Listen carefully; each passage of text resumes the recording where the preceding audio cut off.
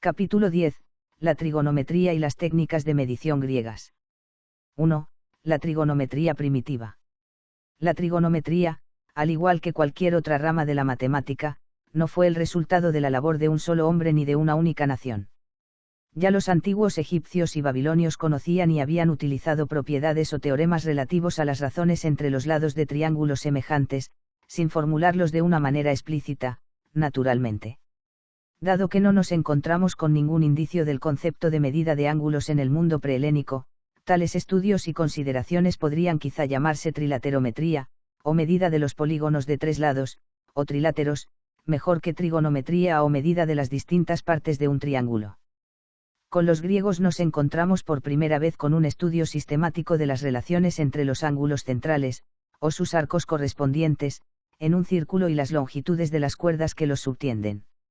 Las propiedades de las cuerdas, tomadas como medidas de ángulos centrales e inscritos en una circunferencia, les eran familiares ya a los griegos de la época de Hipócrates, y es posible que Eudoxo haya usado razones y este tipo de medidas de ángulos para determinar el tamaño de la Tierra y las distancias relativas del Sol y de la Luna.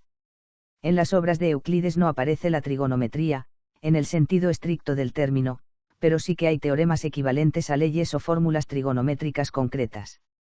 Las proposiciones 2.12 y 2.13 de los elementos, por ejemplo, expresan el teorema del coseno para ángulos obtusos y agudos respectivamente, en un lenguaje geométrico más bien que trigonométrico, y se demuestran por un método análogo al utilizado por Euclides en conexión con el teorema de Pitágoras. Por otro lado, los teoremas relativos a longitudes de cuerdas son esencialmente aplicaciones del moderno teorema de los senos. Ya hemos visto también que el teorema de Arquímedes sobre la cuerda rota puede traducirse fácilmente al lenguaje trigonométrico, dando lugar a lo análogo de las fórmulas para los senos de sumas y diferencias de ángulos. Y los astrónomos de la época alejandrina, por su parte, especialmente Eratóstenes de Cirene, hacia el 276 a 194 a.C., y Aristarco de Samos, hacia el 310 a 230 a.C., se veían manejando problemas que apuntaban de una manera cada vez más urgente a la necesidad de establecer sistemáticamente las relaciones entre los ángulos y las cuerdas. 2. Aristarco de Samos. Aristarco, según nos cuentan Arquímedes y Plutarco, propuso un sistema astronómico heliocéntrico, anticipándose así a Copérnico en más de 1 milenio y medio, pero todo lo que pudiera haber escrito sobre este sistema se ha perdido. En cambio, sí nos ha llegado un tratado de Aristarco, escrito probablemente antes de elaborar su teoría heliocéntrica, en torno al 260 a.C., titulado, Sobre los tamaños y las distancias del Sol y la Luna, en el que se supone un universo geocéntrico. En esta obra Aristarco hace la observación de que cuando la Luna está exactamente medio llena, el ángulo entre la visual dirigida al centro del Sol y la visual dirigida al centro de la Luna es menor que un ángulo recto en un treintavo de cuadrante. La introducción sistemática de los 360 grados como medida de un círculo completo vino un poco más tarde. En el lenguaje trigonométrico actual esto viene a significar que la razón de la distancia de la Luna a la Tierra, a la distancia del Sol a la Tierra, es decir, la razón de m a s es igual a seno de 3 grados. Como aún no se habían desarrollado las tablas trigonométricas, Aristarco tuvo que recurrir a un teorema geométrico bien conocido en su época y que hoy lo expresaríamos por medio de la cadena de desigualdades trigonométricas, seno de alfa sobre seno de beta menor que alfa sobre beta menor que tangente de alfa sobre tangente de beta, para 0 menor que beta menor que alfa menor que 90 grados. De estas condiciones obtuvo Aristarco la conclusión de que, 1 sobre 20 menor que seno de 3 grados menor que 1 sobre 18, y afirmó en consecuencia que el Sol está más de 18 veces, pero menos de 20 veces, más alejado de la Tierra que la Luna. Este valor está muy lejos de aproximarse al verdadero, que es algo menor de 400 veces, pero es un poco mejor que los valores 9 y 12 que Arquímedes atribuye a Eudoxo y a Fidias, padre de Arquímedes. Además, hay que decir que el método utilizado por Aristarco es teóricamente impecable, estando viciado el resultado solamente por los errores de observación al medir el ángulo ms, puesto que el valor dado de 87 grados debía ser en realidad de unos 89 grados 50 minutos. Una vez determinadas las distancias relativas del Sol y de la Luna, dedujo Aristarco que sus tamaños tendrían que estar en la misma razón. Esto se sigue fácilmente del hecho de que el Sol y la Luna tienen muy aproximadamente el mismo tamaño aparente, es decir, se ven bajo el mismo ángulo aproximadamente para un observador desde la Tierra. En el tratado en cuestión se da este ángulo como de 2 grados, pero Arquímedes atribuye por su parte a Aristarco el valor mucho mejor de medio grado. A partir de esta razón puede ya Aristarco determinar una aproximación para los tamaños del Sol y de la Luna comparados con el de la Tierra. Aristarco sabía, por observación de los eclipses lunares, que la anchura del cono de sombra proyectado por la Tierra, a la distancia en que lo atraviesa la Luna es de unas 2 veces la anchura de la Luna.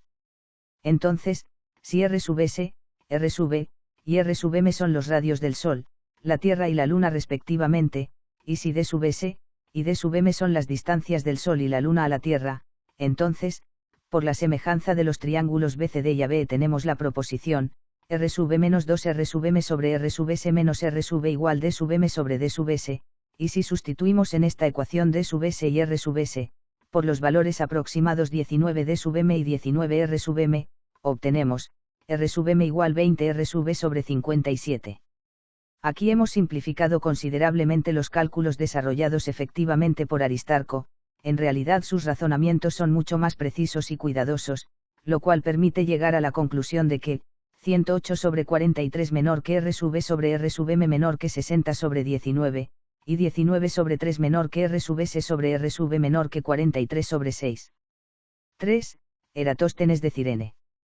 Todo lo que se necesitaba para llegar a conseguir una estimación aproximada de los tamaños reales del Sol y de la Luna, era medir el radio de la Tierra. Aristóteles había hablado de una medida equivalente a unas 40.000 millas para la circunferencia de la Tierra, resultado debido probablemente a Eudoxo, y Arquímedes nos informa de que algunos de sus contemporáneos estimaban dicho perímetro en unas 30.000 millas. Un cálculo mucho mejor, y el más célebre de todos a considerable distancia, fue el que llevó a cabo Eratóstenes, un contemporáneo más joven de Arquímedes y Aristarco. Eratóstenes había nacido en Cirene, pero pasó la mayor parte de su juventud en Atenas, donde consiguió al parecer destacar en muy diversos campos, en poesía, astronomía, historia, etc., hasta que fue llamado a Alejandría hacia la mitad de su vida, por Ptolomeo III Filopátor para ser tutor de su hijo, más tarde Ptolomeo Filadelfo, y a la vez desempeñar el cargo de bibliotecario de la universidad de esta ciudad. Y fue a Eratóstenes, ya en Alejandría, a quien envió Arquímedes su tratado sobre el método. Hoy se recuerda a Eratóstenes más que nada por sus mediciones sobre el tamaño de la Tierra, que no fueron ni las primeras ni las últimas estimaciones que se hicieron en la antigüedad, pero sí las más precisas por todos los conceptos.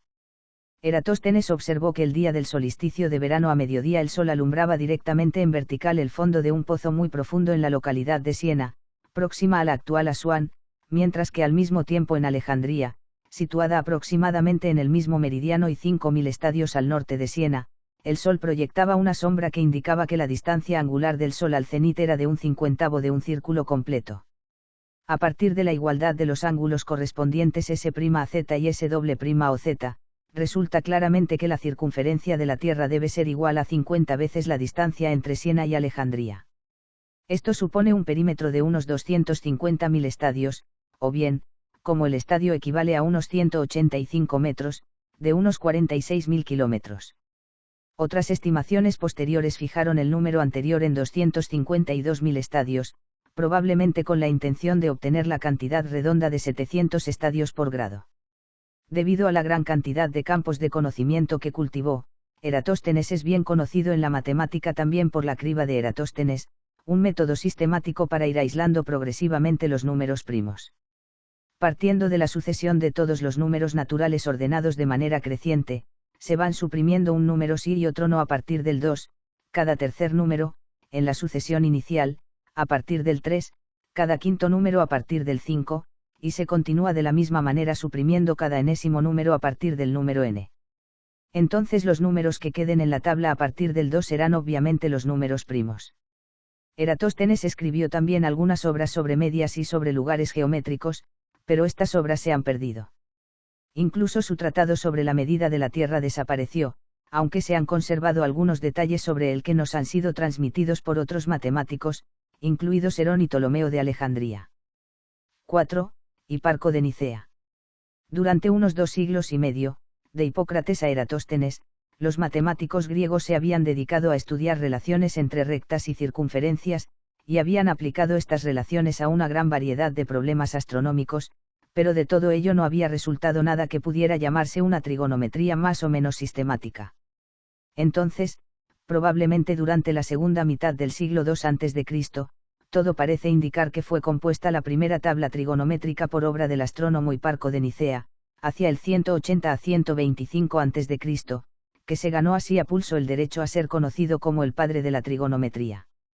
Aristarco ya había observado que en una circunferencia dada la razón del arco a su cuerda disminuye según el ángulo decrece de 180 grados a 0 grados, tendiendo hacia el límite 1. Parece sin embargo, que hasta que Hiparco emprendió la tarea, nadie se había preocupado de tabular los valores correspondientes de arcos y cuerdas para una serie completa de ángulos. Se ha llegado a afirmar, sin embargo, que Apolonio pudiera haberse anticipado a Hiparco a este respecto, y que la única contribución de este último a la trigonometría hubiera consistido simplemente en el cálculo de un conjunto de cuerdas mejor que el que habían utilizado sus predecesores. Evidentemente Hiparco construyó sus tablas para usarlas en sus teorías astronómicas, sobre cuyos orígenes bien poco se sabe. La figura de Hiparco es una figura de transición entre la astronomía babilónica y la obra de Ptolomeo. La astronomía pasaba por un periodo de desarrollo floreciente en Mesopotamia en la época en que Berosos, casi el único astrónomo babilónico conocido por su nombre propio, se trasladó a la isla de Kos hacia el 270 a.C., y es muy probable que por esta época se transmitieran a Grecia los conocimientos astronómicos del Próximo Oriente. Las contribuciones principales que se atribuyen a Hiparco en el campo de la astronomía fueron la de organizar y ordenar los datos empíricos obtenidos de los babilonios, la de redactar un catálogo de estrellas, la de mejorar el cálculo de algunas constantes astronómicas importantes, tales como la duración del mes y del año, el tamaño de la luna y el ángulo de oblicuidad de la eclíptica, y por último, el descubrimiento del fenómeno de la precesión de los equinoccios. A menudo se ha supuesto que Hiparco fue en gran medida el responsable de la construcción de sistemas planetarios geométricos, pero esto no es seguro, ya que no está nada claro hasta qué punto Apolonio pudo haber aplicado métodos trigonométricos a la astronomía un poco antes que Hiparco. No sabemos con exactitud cuándo comenzó a usarse en la matemática de un modo sistemático la división del círculo completo en 360 grados, pero todo parece indicar que se debe principalmente a Hiparco, en conexión con el cálculo de su tabla de cuerdas. Es posible también que la tomase directamente de Hipsicles, que ya antes había dividido el día en 360 partes, subdivisión que pudo haber venido sugerida a su vez por la astronomía babilónica. Tampoco sabemos exactamente cómo construyó Hiparco su famosa tabla, ya que sus obras se han perdido, exceptuando un comentario sobre un poema astronómico popular por Arato. Es probable que sus métodos fueran análogos a los de Ptolomeo, que vamos a estudiar más adelante, puesto que Teón de Alejandría, al comenzar la tabla de cuerdas de Ptolomeo, nos informa de paso de que Hiparco ya había escrito anteriormente un tratado en 12 libros sobre las cuerdas en un círculo. 5. Menelao de Alejandría. Teón menciona también otro tratado en 6 libros, debido a Menelao de Alejandría, hacia el 100, que trataba de cuerdas en un círculo. Los comentaristas griegos tardíos y árabes mencionan otras obras matemáticas y astronómicas de Menelao, entre las que se encuentran unos elementos de geometría, pero la única que ha sobrevivido, y eso solo en su versión árabe, es su esférica. En el libro 1 de este tratado establece Menelao las bases para un estudio de los triángulos esféricos análogo al que hace Euclides en su libro 1 para los triángulos planos. Se incluye aquí un teorema que no tiene análogo en Euclides, el que dice que dos triángulos esféricos son congruentes si tienen sus ángulos iguales 2 a 2, Menelao no distingue entre triángulos esféricos congruentes y simétricos, y se demuestra también que para todo triángulo esférico a veces se tiene, A más B más C mayor que 180 grados. El segundo libro de la esférica trata de las aplicaciones de la geometría esférica a los fenómenos astronómicos y tiene poco interés matemático. El libro 3 y último contiene el famoso teorema de Menelao, formando parte de lo que esencialmente es trigonometría esférica en la forma típicamente griega, es decir, como una geometría o trigonometría de cuerdas en un círculo. En un círculo nosotros diríamos que la cuerda AB es el doble del seno de la mitad del ángulo A o B, multiplicado por el radio del círculo. En cambio Menelao y sus sucesores griegos se referían a AB simplemente como la cuerda correspondiente al arco AB. Si B o B' es un diámetro del círculo, entonces la cuerda AB' es el doble del coseno de la mitad del ángulo A o B, multiplicado por el radio del círculo.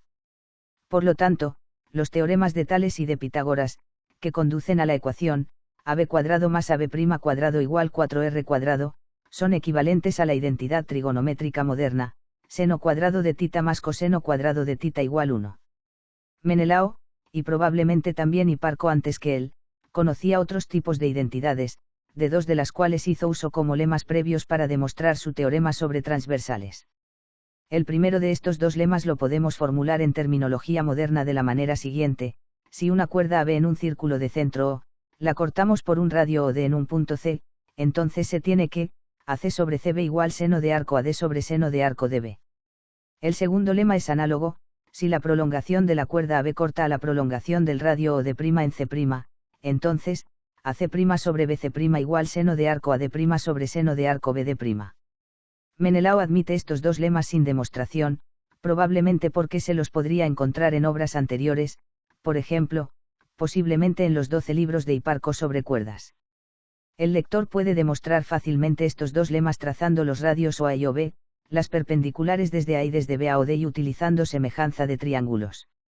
Es probable que Euclides conociera ya el teorema de Menelao para el caso de triángulos planos y quizá incluso lo incluyese en su obra Perdida por ismas. Este teorema para el caso plano afirma que si cortamos los lados AB, BC, CA, de un triángulo ABC por una recta transversal en los puntos D, E y F respectivamente, entonces se verifica que AD por BE por CF igual BD por CE por AF. En otras palabras, una recta cualquiera corta a los lados de un triángulo de tal manera que el producto de tres segmentos no adyacentes es igual al producto de los otros tres, como puede demostrarse fácilmente por métodos de geometría elemental o aplicando relaciones trigonométricas sencillas. Menelao daba por descontado que sus contemporáneos ya conocían este teorema, y se dedicó a generalizarlo a triángulos esféricos en una forma que equivale a la formulación moderna: seno de AD por seno de BE por seno de CF igual seno de BD por seno de CE por seno de AF. Si utilizamos segmentos orientados en lugar de absolutos, entonces los dos productos en cuestión son iguales en valor absoluto, pero tienen distinto signo. 6. El Almagesto de Ptolomeo. El teorema de Menelao jugó un papel fundamental en la trigonometría esférica y en astronomía, pero no obstante la obra trigonométrica más significativa y que tuvo una mayor influencia, con mucha diferencia sobre las demás de toda la antigüedad, fue la Sintaxis Matemática, una obra en 13 libros escrita por Ptolomeo de Alejandría medio siglo más o menos después de Menelao. Esta famosa síntesis matemática fue distinguida de otro grupo de tratados astronómicos escritos por diferentes autores, incluido Aristarco, por la denominación de la colección mayor al referirse a la de Ptolomeo, y la de colección menor para referirse a la de Aristarco y otros. De las frecuentes referencias a la primera de ellas como Megiste, surgió más tarde en Arabia la costumbre de llamar al libro de Ptolomeo, Almagesto, el más grande, y desde entonces la obra se ha conocido por este nombre. De la vida de su autor tenemos tan poca información como de la del autor de los elementos, no sabemos ni cuándo ni dónde nacieron ni Euclides ni Ptolomeo. Sí sabemos que Ptolomeo hizo observaciones astronómicas en Alejandría del año 127 al 151, y por lo tanto podemos suponer que nació hacia finales del siglo I. Suidas, un escritor que vivió en el siglo X, nos informa de que Ptolomeo vivía aún durante el reinado de Marco Aurelio, que fue emperador del año 161 al 180. Se supone que el Almagesto de Ptolomeo debe mucho, por lo que se refiere a los métodos utilizados, a las cuerdas en un círculo de Hiparco, pero la magnitud de esta deuda no puede establecerse con seguridad. Está claro que Ptolomeo debió usar en su astronomía el catálogo de posiciones de estrellas que dejó Hiparco, pero no podemos determinar si las tablas trigonométricas de Ptolomeo fueron extraídas en gran parte de las de su ilustre predecesor o no, ni en caso afirmativo, en qué medida. Afortunadamente en cualquier caso, el Almagesto de Ptolomeo ha resistido los estragos del tiempo, y disponemos por lo tanto no solo de sus tablas trigonométricas, sino también de una explicación de los métodos utilizados en su construcción. En el cálculo de las cuerdas por Ptolomeo desempeñó un papel central una proposición geométrica que se conoce todavía como teorema de Ptolomeo.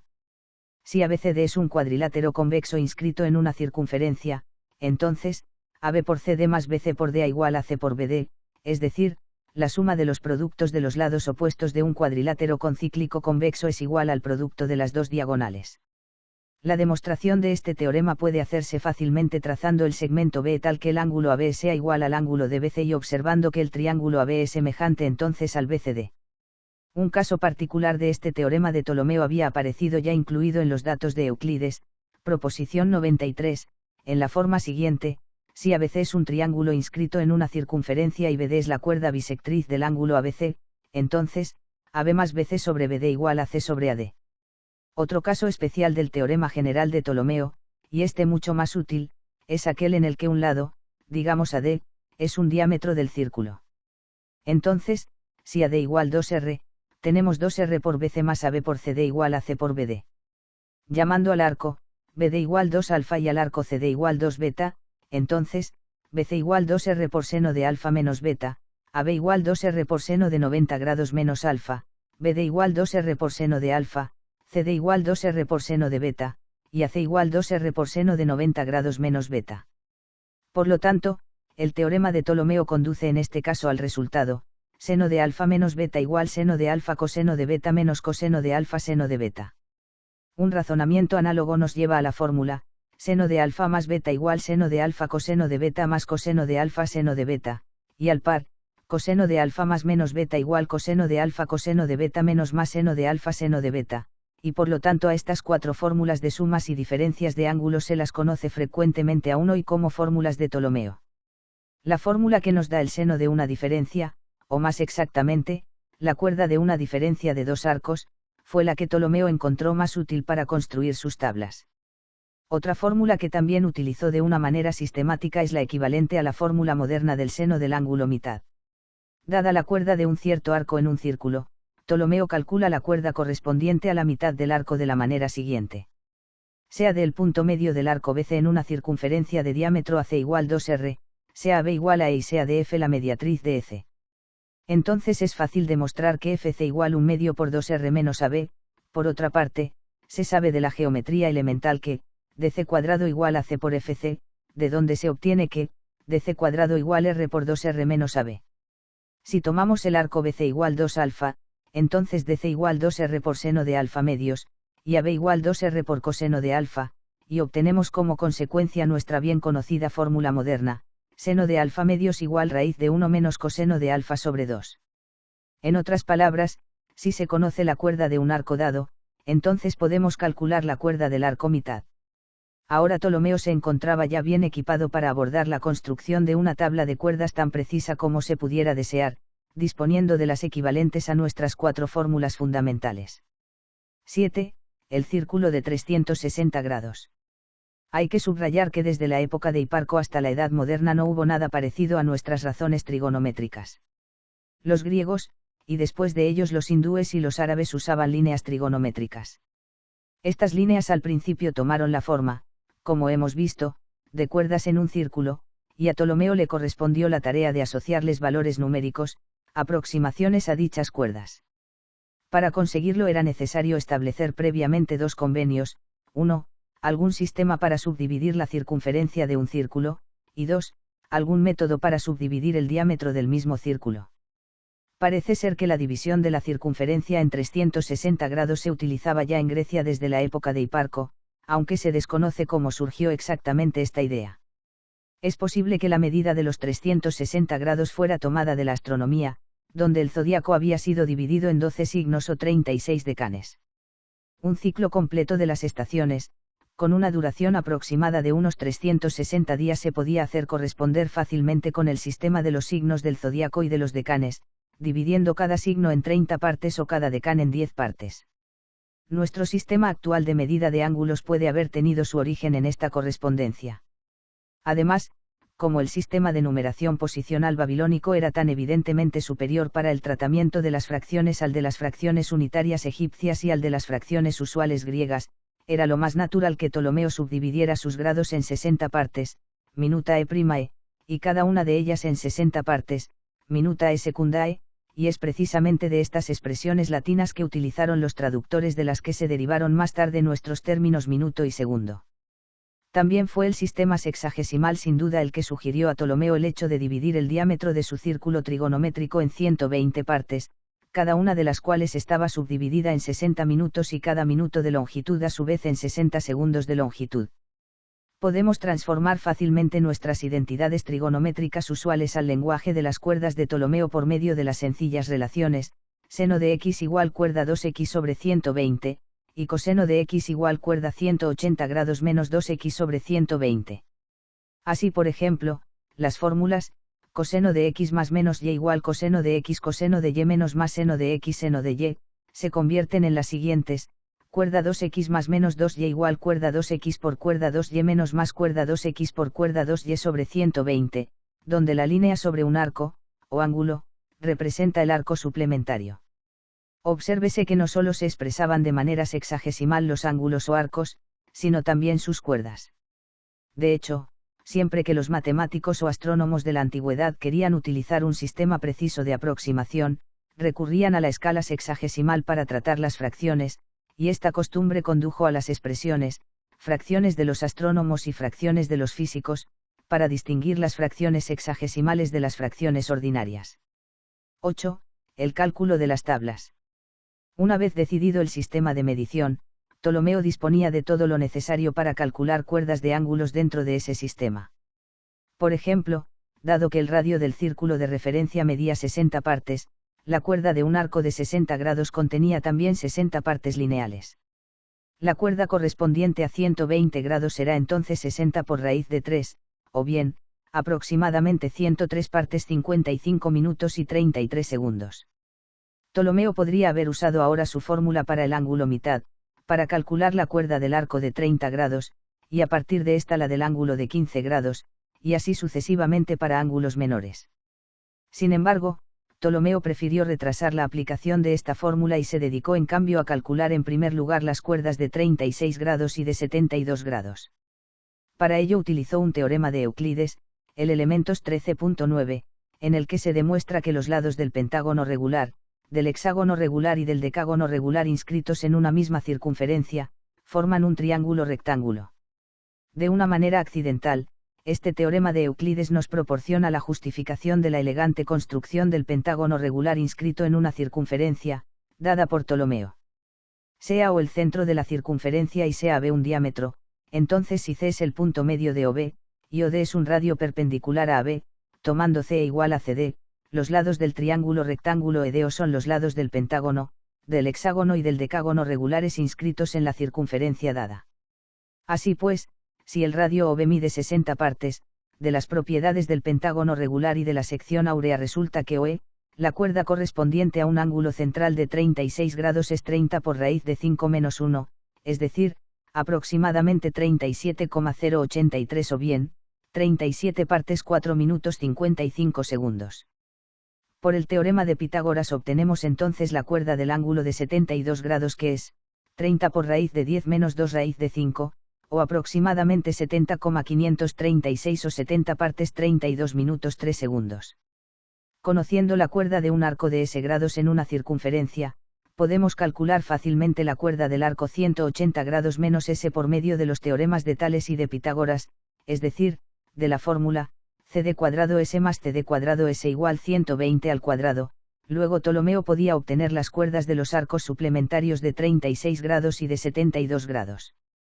Por otro lado, de las cuerdas de 72 grados y de 60 grados se puede calcular la cuerda del arco de 12 grados por medio de la fórmula que da la cuerda de la diferencia de dos arcos, y a partir de ella, por aplicaciones sucesivas de la misma fórmula del ángulo mitad, obtuvo Apolonio las cuerdas de los arcos de 6 grados, 3 grados, 1,5 grados y 3 cuartos de grado, de las que las dos últimas, por ejemplo, valen una parte 34 minutos 15 segundos y 0 partes 47 minutos 8 segundos respectivamente. Mediante una interpolación lineal entre estos dos últimos valores calculó Apolonio el valor aproximado de la cuerda de un grado, con el resultado de una parte 2 minutos 50 segundos, y utilizando de nuevo la fórmula del ángulo mitad, o bien simplemente dividiendo por 2, dado lo pequeño que es el ángulo, encontró el valor de 0 partes 31 minutos 25 segundos para la cuerda de 30 minutos. Esto viene a ser equivalente a decir que el seno de 15 minutos es 0,00873, valor que tiene casi media docena de cifras decimales exactas. El valor de la cuerda de medio grado obtenido por Ptolomeo es desde luego, la longitud del lado del polígono regular de 720 lados inscrito en la circunferencia de 60 unidades de radio. Mientras que el polígono de 96 lados había conducido a Arquímedes al valor 22 séptimos como aproximación de pi, el de Ptolomeo nos da un valor aproximado de 6 por 0 partes 31 minutos 25 segundos, es decir, 3,141666 para pi, que es el mismo que utiliza Ptolomeo en el Almagesto como 377/120, lo que equivale en forma decimal aproximadamente a 3,1416, valor que pudo haber sido conocido anteriormente por Apolonio. 9. La astronomía de Ptolomeo. Armado de las fórmulas para las cuerdas de las sumas y diferencias de arcos y para la cuerda del arco mitad, y con un valor bien calculado para la cuerda de un arco de medio grado, se dispuso por fin Ptolomeo a construir su tabla, correcta hasta el último segundo, de las cuerdas de todos los arcos desde medio grado hasta 180 grados, de medio en medio grado. Esta tabla es esencialmente la misma que una tabla actual de senos de ángulos desde un cuarto de grado hasta 90 grados, de cuarto en cuarto grado, y formaba parte del libro 1 del Almagesto, constituyendo así una herramienta indispensable para los astrónomos a lo largo de más de 1000 años. Los 12 libros restantes de este célebre tratado contienen, entre otras cosas, el bello desarrollo matemático de la teoría de ciclos y epiciclos para el movimiento de los planetas, que se conoce como sistema de Ptolomeo. Lo mismo que Arquímedes, Hiparco y la mayor parte de los grandes pensadores de la antigüedad, Ptolomeo postuló un universo esencialmente geocéntrico, debido al hecho de que una Tierra en movimiento parecía dar lugar a graves dificultades, tales como la ausencia de paralaje estelar apreciable y las aparentes inconsistencias de un teórico movimiento de la Tierra con los fenómenos de la dinámica terrestre.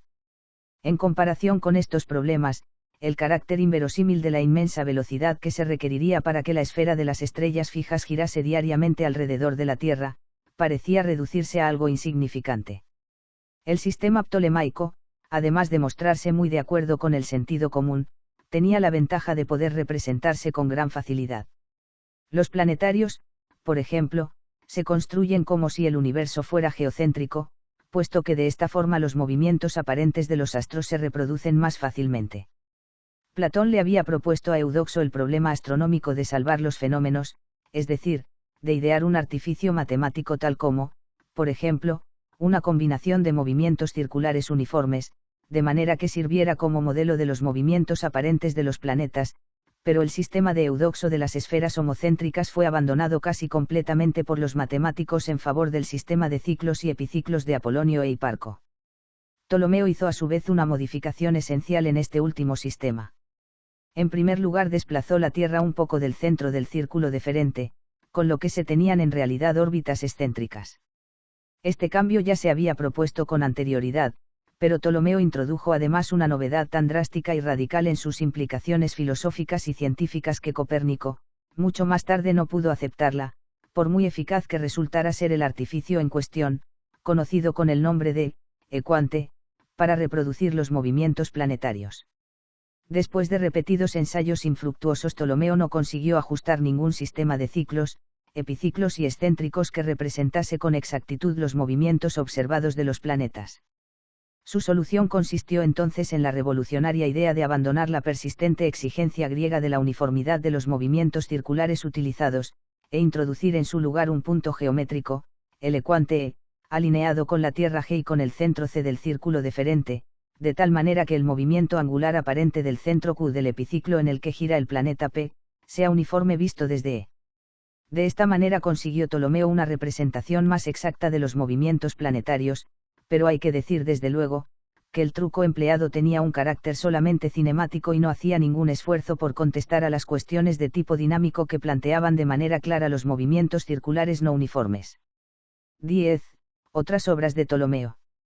La fama actual de Ptolomeo está asociada en gran parte a un único libro, el Almagesto, pero esta es solo una de las varias obras que escribió. Entre las más importantes se encuentra también una geografía en 8 libros, que fue una verdadera Biblia para los geógrafos de la época, lo mismo que para los astrónomos lo fue el Almagesto. La geografía de Ptolomeo introdujo el sistema de longitudes y latitudes que todavía usamos hoy como coordenadas geográficas, además de describir algunos métodos de proyección cartográfica y de catalogar unas 8.000 ciudades, ríos y otros accidentes geográficos importantes de la superficie conocida de la Tierra. Desgraciadamente en aquella época no se conocía ninguna manera satisfactoria de determinar longitudes, y por lo tanto, eran inevitables errores importantes de localización. Y aún más significativo a este respecto fue el hecho de que Ptolomeo parece haber hecho una elección bastante mala a la hora de evaluar las dimensiones de la Tierra.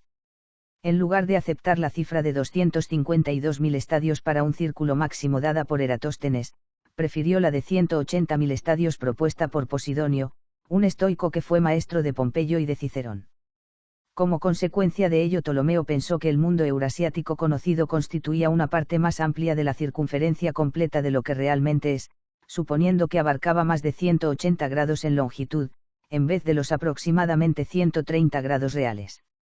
Este importante error sugirió más tarde a los navegantes, incluido Colón mismo, que un viaje desde Europa a la India, navegando siempre hacia el oeste, sería mucho más corto de lo que resultó ser en realidad.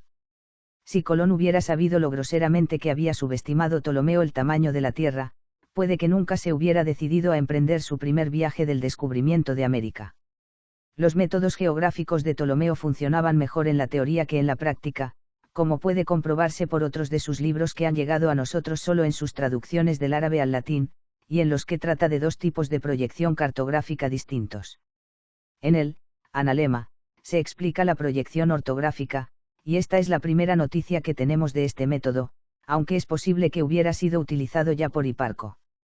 En esta transformación de la superficie esférica en un plano, los puntos de la esfera se proyectan ortogonalmente sobre tres planos perpendiculares entre sí. En su planisferio describe Ptolomeo la proyección estereográfica, en la que los puntos de la superficie esférica se proyectan sobre un plano desde uno de los polos de la esfera. En el caso concreto de Ptolomeo, desde el polo sur y sobre el plano del ecuador. Ptolomeo sabía que en esta transformación una circunferencia que no pase por el polo de proyección se transforma en otra circunferencia en el plano, y si la circunferencia pasa por el polo entonces se proyecta en una recta.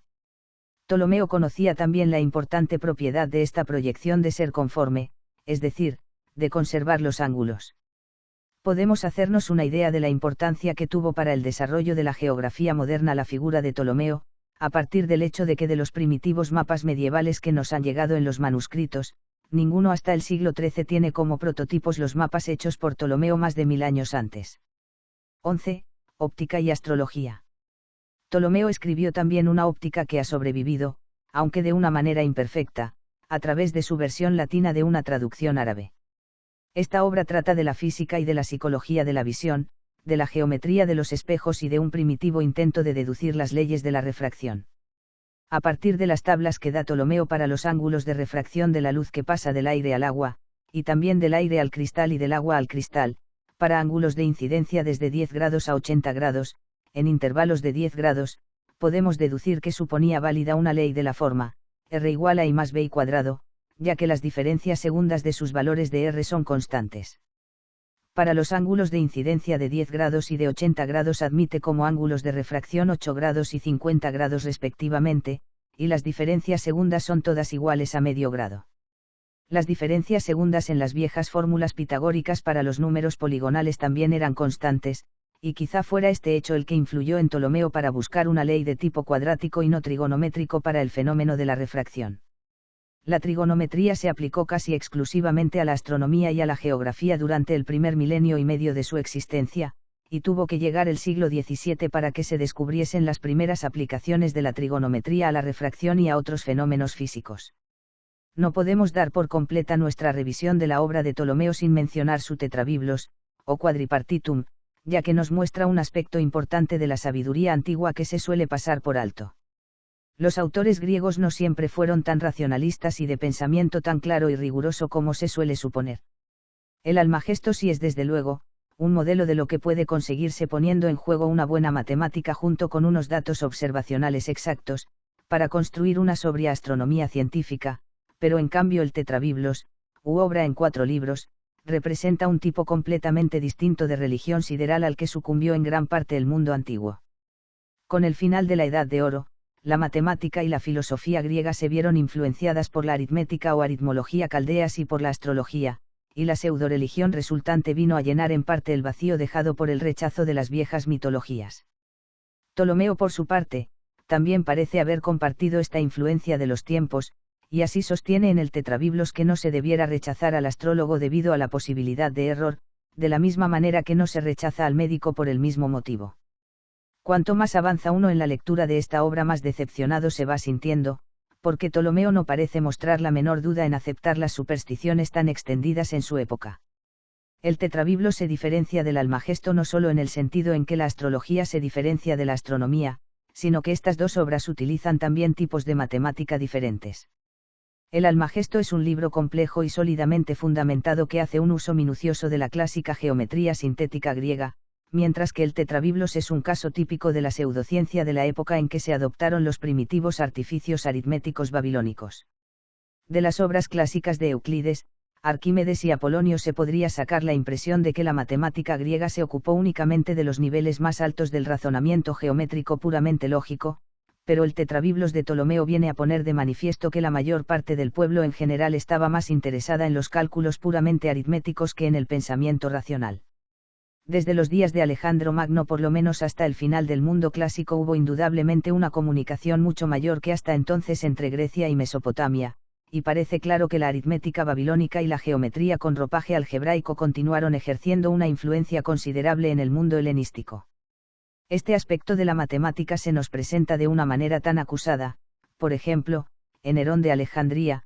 que prosperó hacia el 100, que se llegó a pensar que posiblemente Herón no era griego, sino egipcio o fenicio. Actualmente lo que se cree es que en realidad Herón refleja un tipo de matemática que estaba presente ya desde antiguo en Grecia, pero que no tiene ningún representante entre las figuras más importantes, excepto quizá en Ptolomeo, tal como nos revela su Tetrabiblos.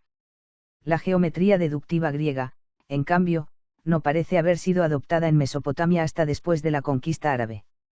12. Herón de Alejandría. A Herón de Alejandría se le conoce en la historia de la matemática sobre todo por la fórmula que lleva su nombre, y que nos da el área de un triángulo, k igual raíz de s por s menos a por s menos b por s menos c, donde a, b y c son los lados del triángulo y s el semiperímetro. Los traductores árabes nos dicen que esta fórmula de Herón la conocía ya Arquímedes, quien sin duda debía disponer, si es esto cierto, de una demostración de la misma, pero en cualquier caso la primera demostración que conocemos es la que aparece en la métrica de Herón. Aunque esta fórmula se obtiene ahora de una manera trigonométrica, la demostración de Herón es del tipo geométrico usual. La métrica estuvo perdida durante largo tiempo, lo mismo que el método de Arquímedes, hasta que fue redescubierta en 1896 en Constantinopla, en un manuscrito que data del 1100 aproximadamente. La palabra geometría significaba originalmente medida de la Tierra, pero lo cierto es que la geometría clásica tal como nos la encontramos en los elementos de Euclides y en las cónicas de Apolonio, está muy alejada de la vulgar agrimensura. La obra de Herón, sin embargo, nos muestra claramente que no toda la matemática griega era del tipo clásico. Hubo dos niveles evidentemente, en el estudio de las configuraciones geométricas, comparables a la separación dual que también se hacía en el contexto de los números entre la aritmética propiamente dicha o teoría de números y la logística o estudio de las técnicas de computación, y uno de estos dos niveles, eminentemente racional, podría conocérsele como geometría propiamente dicha, mientras que el otro, decididamente práctico, merecería más bien ser llamado geodesia. Los babilonios carecieron del primero de ellos, pero en cambio desarrollaron fuertemente el segundo, y es justamente este tipo de matemática babilónica la que nos encontramos en Herón. Hay que decir desde luego, que en la métrica también nos encontramos ocasionalmente con alguna demostración, pero la mayor parte de la obra se refiere a ejemplos numéricos de medida de longitudes, áreas y volúmenes, y aquí es donde se aprecian grandes semejanzas entre sus resultados y los que conocemos de los textos de problemas de la antigua Mesopotamia. Por ejemplo, Herón da una tabla de las áreas a sub n de los polígonos regulares de n lados en función de los cuadrados de sus lados s sub n, empezando por a sub 3 igual 13 sobre 30 por s sub 3 al cuadrado, y continuando hasta a sub 12 igual 45 cuartos por s sub 12 al cuadrado, pero de la misma manera que pasaba en la matemática prehelénica, tampoco hace distinción Herón entre los resultados que son exactos y los que son solo aproximaciones más o menos precisas. Para a sub 5 por ejemplo, Herón da dos fórmulas distintas, de las cuales la primera coincide con el valor encontrado en una tablilla babilónica, pero ninguna de las dos es exactamente correcta. Para el hexágono, la razón de a sub 6 a s sub 6 al cuadrado que da Herón es la de 13 quintos, y los babilonios en cambio 2,625, mientras que el verdadero valor está entre los dos y es desde luego irracional. Se podía haber esperado que Herón utilizase para estos cálculos tablas trigonométricas como las que construyó Hiparco unos 200 años antes, pero todo parece indicar que en esta época la trigonometría se reducía casi exclusivamente a un instrumento de los astrónomos y no del hombre práctico. El abismo que separa la geometría clásica de las técnicas de medida de Herón puede ilustrarse con toda claridad por medio de algunos de los problemas que plantea y resuelve Herón en otra de sus obras, la geométrica. Uno de estos problemas pide calcular el diámetro, el perímetro y el área de un círculo, dada la suma de las tres magnitudes. El axioma de homogeneidad de Eudoxo excluiría terminantemente un problema como este de cualquier consideración teórica, debido a que las tres magnitudes tienen distintas dimensiones, pero desde un punto de vista no crítico y puramente numérico el problema tiene sentido. Por otra parte, Herón tampoco resuelve este problema en términos generales, sino que siguiéndole de nuevo la pista a los métodos prehelénicos, elige el caso específico en que la suma es 212, y en cuanto a la solución, es del tipo de las antiguas recetas en las que se dan solo las etapas del cálculo, sin ninguna razón que las justifique. El valor 14 para el diámetro se halla fácilmente sin más que tomar como pi la aproximación de Arquímedes y aplicar el método babilónico de completar el cuadrado para resolver una ecuación de segundo grado. Las lacónicas instrucciones que da Herón son las siguientes: multiplica 212 por 154, súmale 841, halla la raíz cuadrada y réstale 29, y por último, divide el resultado obtenido por 11.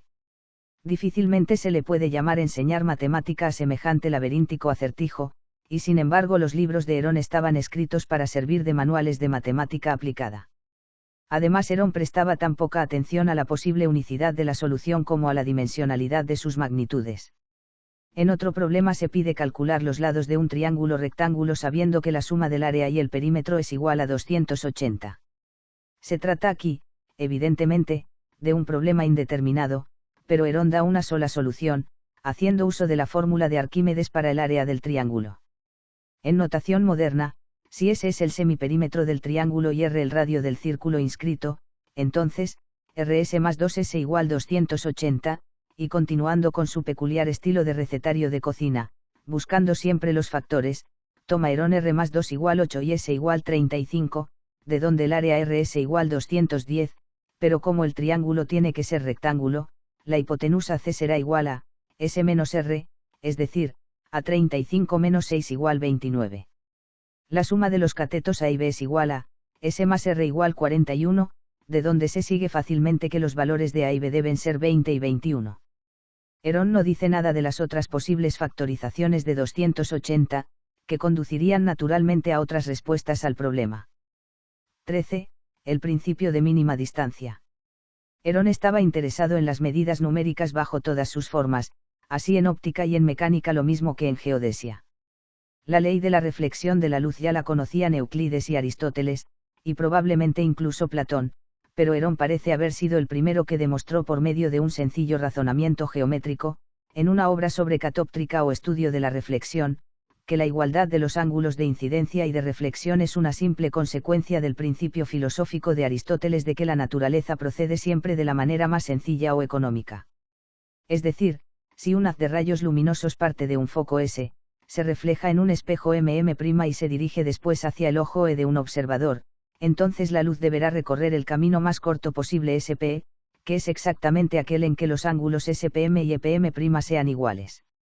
Se demuestra que ningún otro camino SP' es tan corto como el SP trazando la perpendicular SQS' a MM', tomando S'Q igual SQ y comparando el camino SP con el SP'. Como estos dos caminos tienen longitudes iguales respectivamente a los S'P y S'P', y dado que S'P es una línea recta por ser iguales los ángulos M'P y MPS, se llega a la conclusión de que S'P es el camino más corto. La historia de la ciencia recuerda a Herón como inventor de diversos aparatos, entre ellos un tipo primitivo de máquina de vapor que aparece descrita en la neumática, de un precursor de nuestro termómetro moderno, así como de diversos juguetes y artificios mecánicos basados en las propiedades de los líquidos y los gases y en las leyes de las máquinas simples. Herón propone en su mecánica una ley, astuta pero incorrecta, para la máquina simple cuyo principio se le había escapado incluso al gran Arquímedes, el plano inclinado. También se asocia su nombre al llamado algoritmo de Herón para el cálculo de raíces cuadradas, pero su método iterado se debe en realidad a los babilonios 2000 años anteriores a él. A pesar de que evidentemente Herón aprendió mucho de la matemática babilónica, no parece haber apreciado la importancia del principio posicional para el tratamiento de las fracciones. Las fracciones sexagesimales se habían convertido en las herramientas estándar para la astronomía y la física, pero es probable que el hombre de la calle no llegara nunca a familiarizarse con ellas.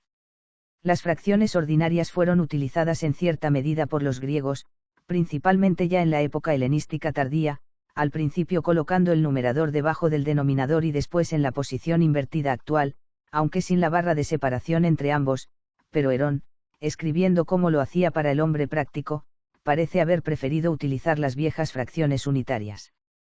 Así al dividir 25 por 13 da la respuesta como, 1 más 1/2 más 1/3 más 1 sobre 13 más 1 sobre 78. La antigua adicción egipcia a las fracciones unitarias se prolongó así en Europa durante 1000 años al menos después de la época de Herón. 14. El declinar de la matemática griega. El período que va de Hiparco a Ptolomeo a lo largo de 3 siglos fue uno de predominio de la matemática aplicada, y los libros de Herón parecen cuadernos de notas tomadas por un estudiante en lo que equivaldría a un instituto tecnológico en Alejandría. A veces se ha sostenido la tesis de que la matemática se desarrolla mejor y de una manera más eficaz cuando mantiene un estrecho contacto con las aplicaciones técnicas mundanas, pero el período que hemos estado estudiando apoyaría más bien la tesis opuesta. La pérdida de genio creador en religión y filosofía, que condujo a los griegos a dedicarse al misticismo y a los cultos esotéricos, se ve reflejado en la matemática por un persistente movimiento dirigido a las aplicaciones, que dominó durante más de 3 siglos. Desde Hiparco hasta Ptolomeo se llevaron a cabo importantes progresos en astronomía y geografía, en óptica y en mecánica, pero en cambio los avances en la matemática fueron poco significativos. Bien es verdad que estos siglos fueron testigos del desarrollo inicial de la trigonometría, pero esta materia que ahora forma parte de la matemática pura era entonces, en el mejor de los casos, una aplicación de la geometría elemental a las técnicas de medición, que respondía a las necesidades de la astronomía. Además, no está claro ni siquiera si hubo o no algún progreso importante en la trigonometría de Ptolomeo, correspondiente al año 150 de nuestra era, respecto a la de Hiparco en el año 150 a.C., e incluso quizá, respecto a la de Apolonio y Arquímedes 100 años antes aún. Era ya completamente evidente, por lo tanto, que la época de rápido crecimiento de la matemática que va desde Eudoxo a Apolonio, en que las consideraciones teóricas más profundas estuvieron en el primer plano de las preocupaciones de los matemáticos, había llegado a su fin. Probablemente la tendencia a las aplicaciones fue el resultado de la decadencia más que su causa, pero en cualquier caso los dos fenómenos se dieron simultáneamente. Algunos historiadores atribuyen esta decadencia a las insuficiencias y limitaciones del álgebra geométrica griega, y otros al frío hálito de Roma. En cualquier caso, la época durante la que surgieron a un primer plano la trigonometría y las técnicas de medida se caracterizó por una decidida ausencia de progreso, sino por una franca decadencia. Sin embargo, fueron precisamente estos aspectos de la matemática griega los que más interesaron a los sabios árabes e hindúes que iban a servir de puente entre la matemática antigua y el mundo moderno.